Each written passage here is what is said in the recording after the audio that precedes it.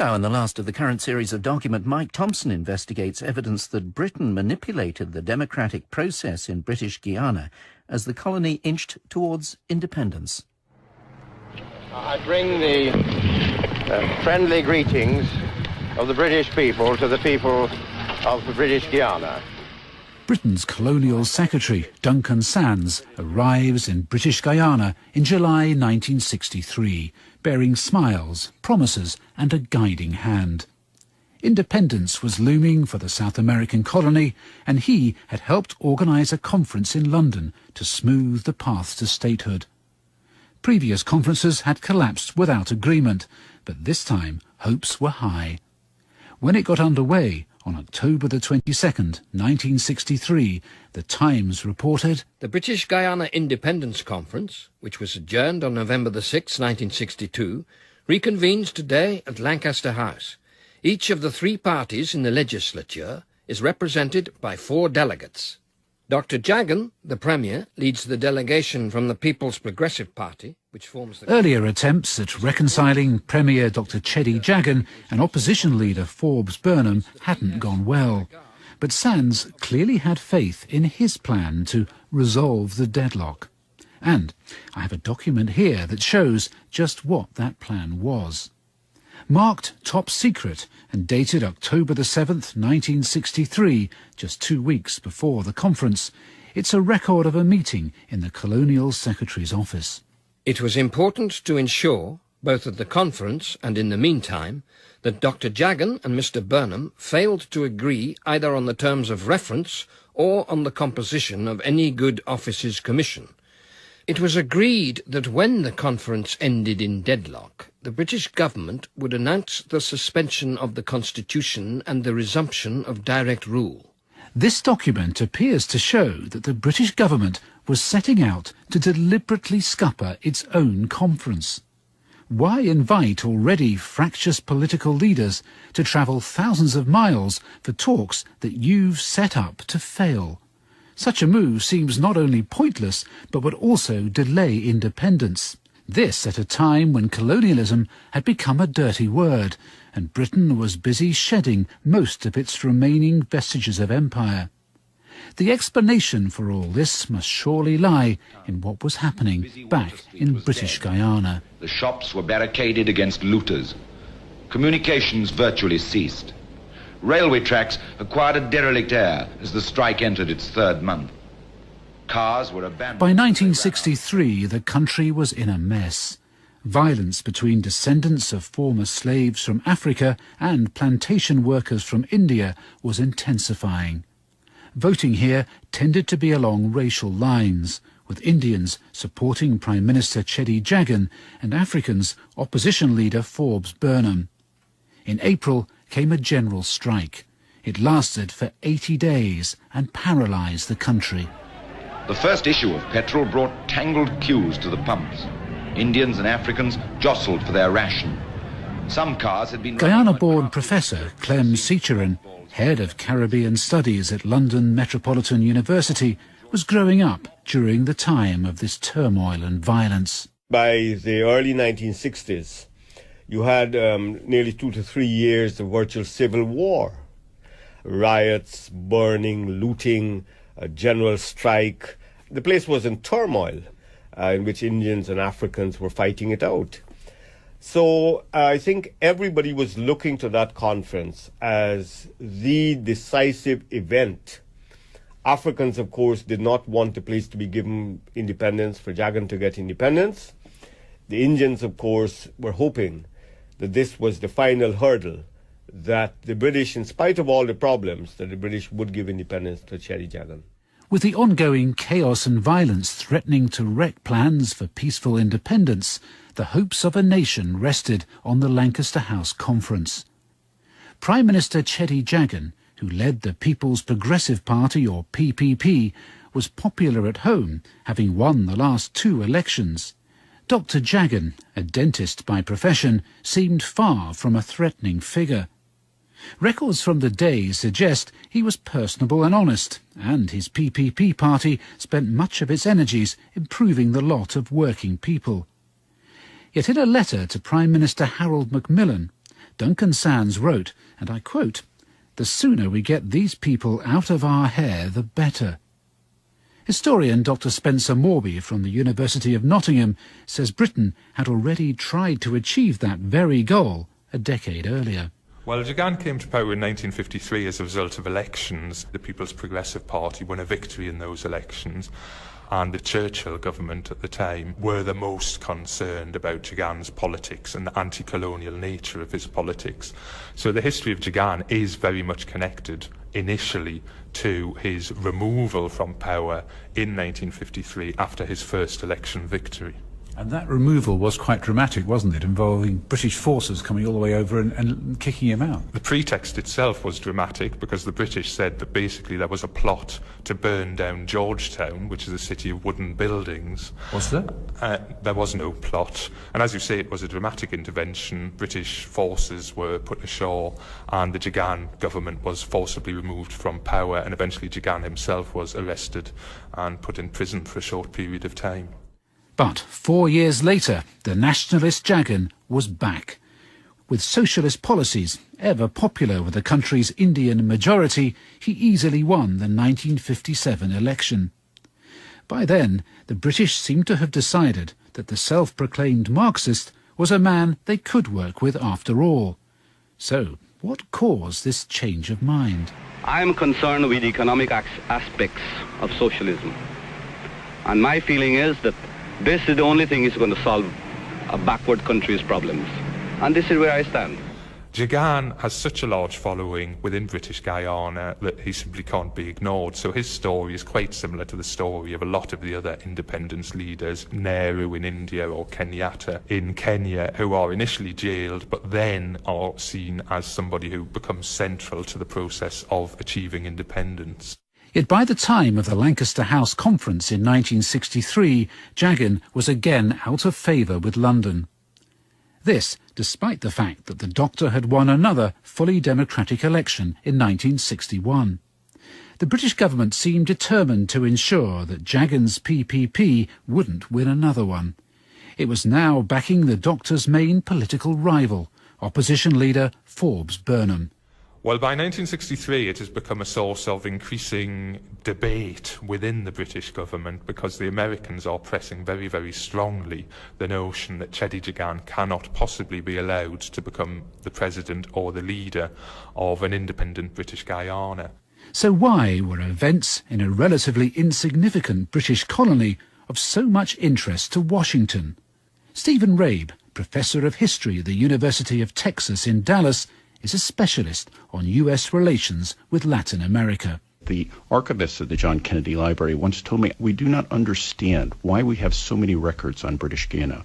We understand we have records on Vietnam, on Cuba, the Berlin crisis. Freedom has many difficulties, and democracy is not perfect.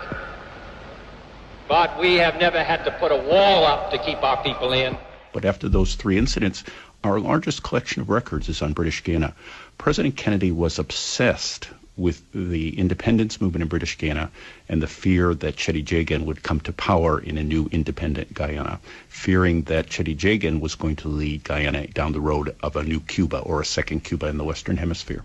So, at the root of it all was America's long-running hatred of anyone communist, particularly in their own backyard. In 1959, Fidel Castro had taken power in Cuba, and 3 years later, Washington was forced to face down the Soviet Union, which had tried to site nuclear missiles there.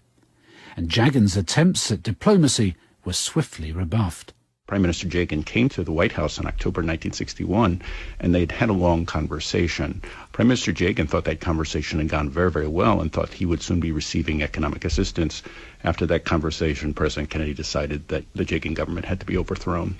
Once Kennedy had made his mind up, intense pressure was brought to bear on the British, particularly from 1962 onwards. I have here a copy of a letter written in that year by US Secretary of State Dean Rusk to the British Foreign Secretary Alec Douglas Hume.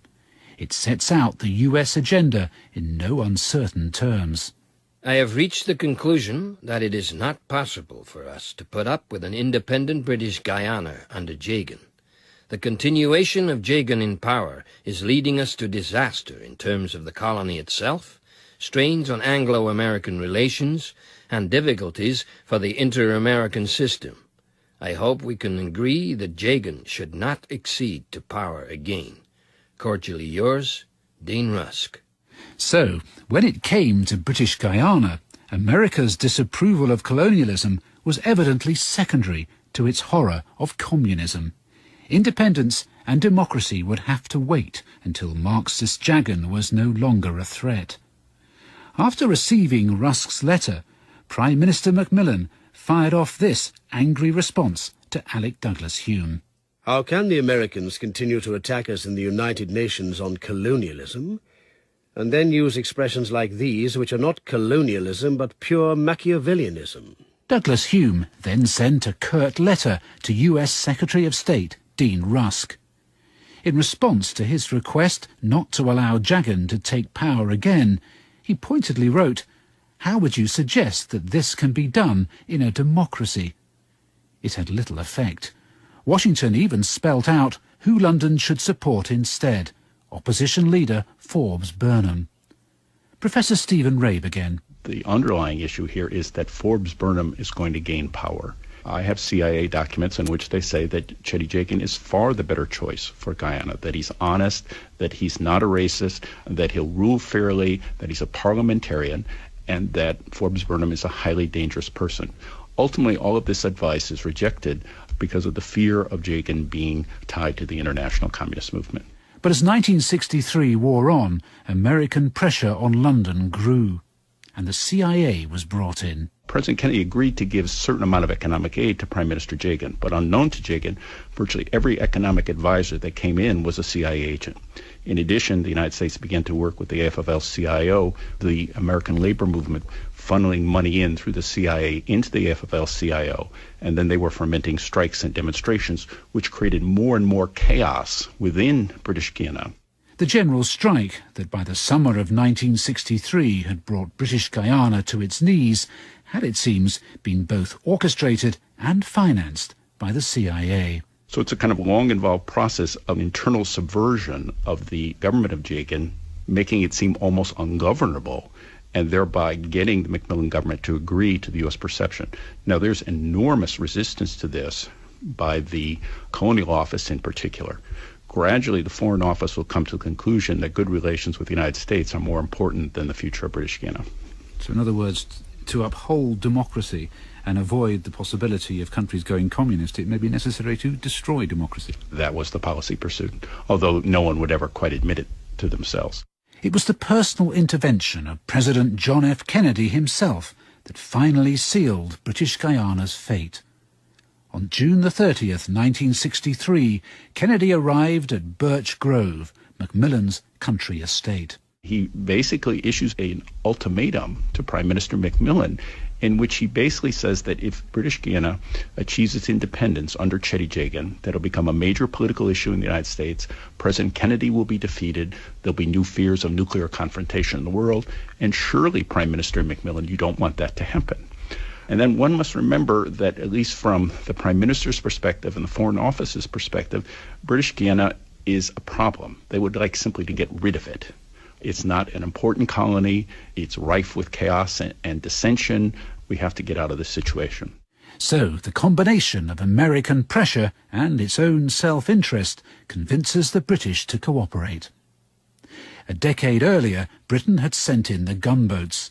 But with such colonial-style tactics ruled out this time, what would Macmillan do now? Prime Minister Macmillan at the end of September again writes back and says, all right, we're going to have a conference and Colonial Secretary Sands will impose a solution. And this is what we think will happen. We'll present the idea of proportional representation. Prime Minister Jagan will quickly decide that this is a way of depriving the Indo-Guyanese majority of power. There'll be a deadlock and I'll impose a solution. So it's pretty much arriving at Lancaster. It's a pre-cooked solution. A month later, Duncan Sands was ready to put his plan, outlined in our document, into action. Dr. Spencer Morby.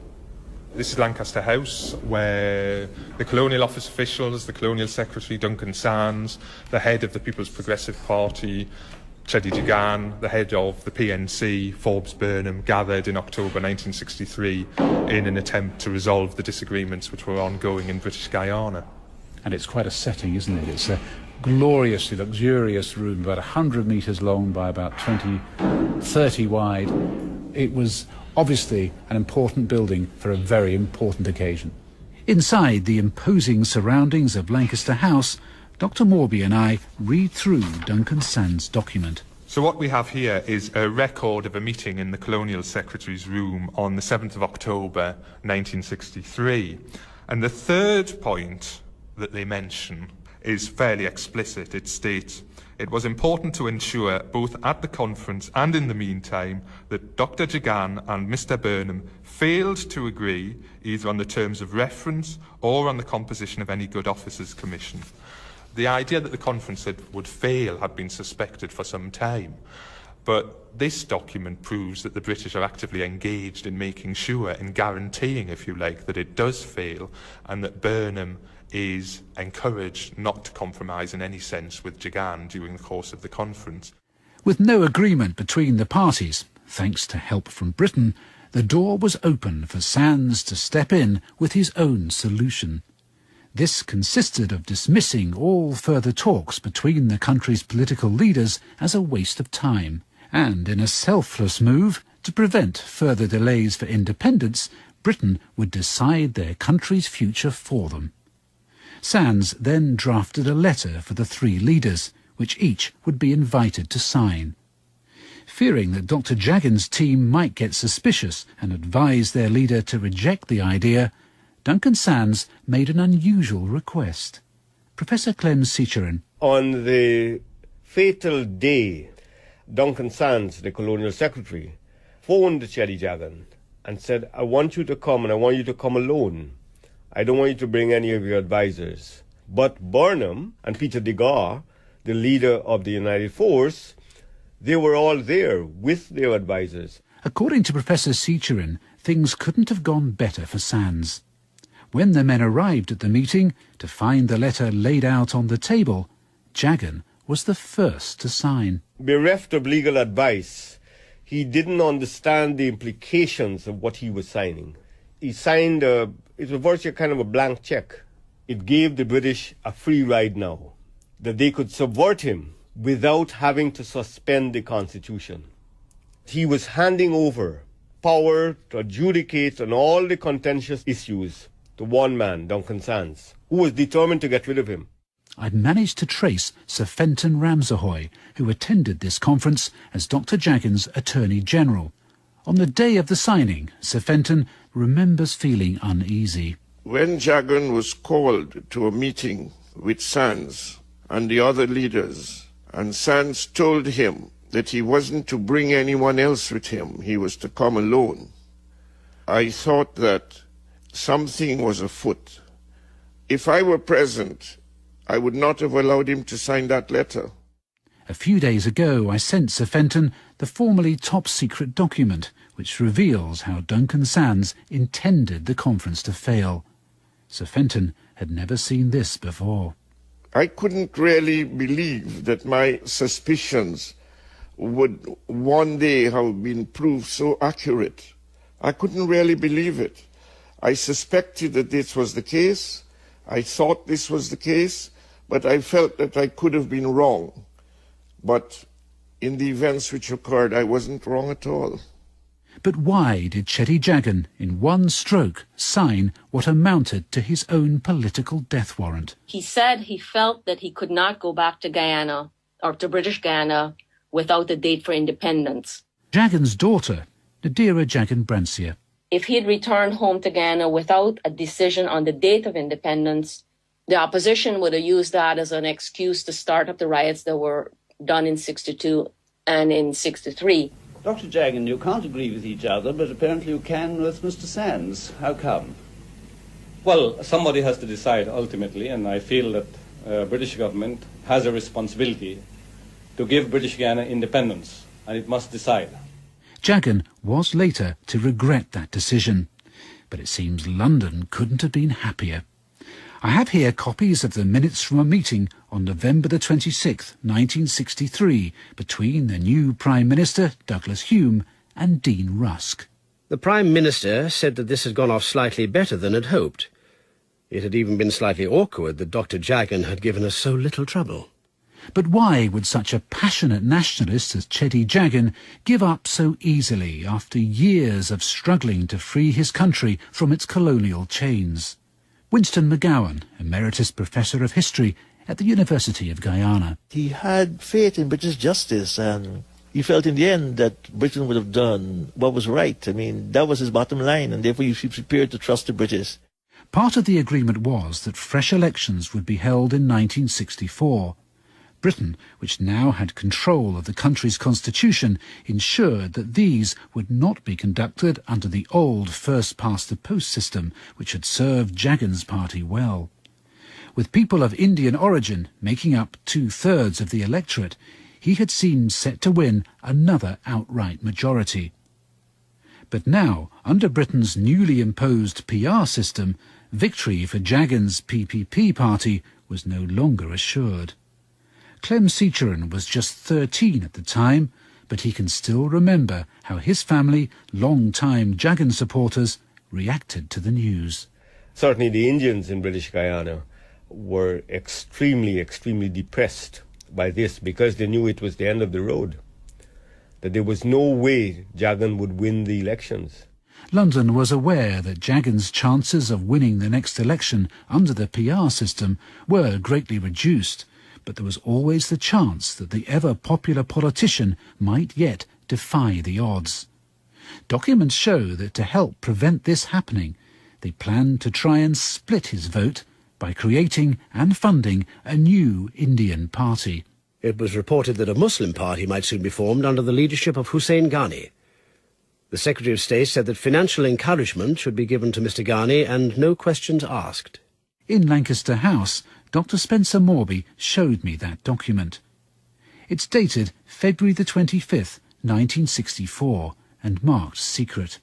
It's a note of a meeting with the Secretary of State for the Colonies, Duncan Sands. This is the one document which proves direct British intervention in the election in order to weaken the support of the People's Progressive Party and to make sure that, however strong the support is for Jagan in the election, that he doesn't have sufficient votes to form an overall majority under the new system of proportional representation. And it demonstrates that the British were involved in manipulating the electoral process, where they were supposed to be neutral arbitrators in the process. The document reveals that the British planned to channel the funds to the leader of the new Muslim party, Hussein Ghani.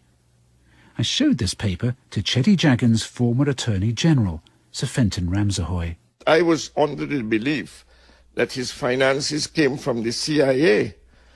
For the first time I read that the colonial secretary was telling his people in his office that he should be financially encouraged and no questions asked. That was the first time I knew that. So the British were in this even deeper than you thought? Oh, they were in it to the neck. They were in it to the neck. After the election of 1964, the British and the Americans had what they wanted. Jagan was ousted. Under the new PR system, the opposition People's National Congress formed a coalition government with the United Force Party. In May 1966, the new man in charge of what was now independent Guyana was Forbes Burnham, long preferred by Washington to the Marxist Jagan, but a figure much less admired in London. Forbes Burnham, Prime Minister of Guyana, the newest and 23rd member of the Commonwealth.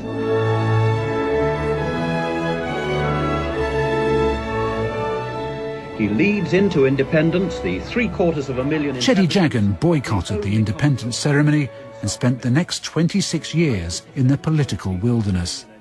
So, how did Forbes Burnham, the man who replaced him, go down with the Guyanese people? Professor Winston McGowan. In his first 10 years, he did do a lot of positive things for the country. He expanded the educational facilities. He got involved in agriculture schemes, in irrigation, road building. But for 1968, he began to have a history of rigged elections. And A lot of us remember him for what happened in his last years. Apart from the collapse of the economy, there was said he became increasingly authoritarian.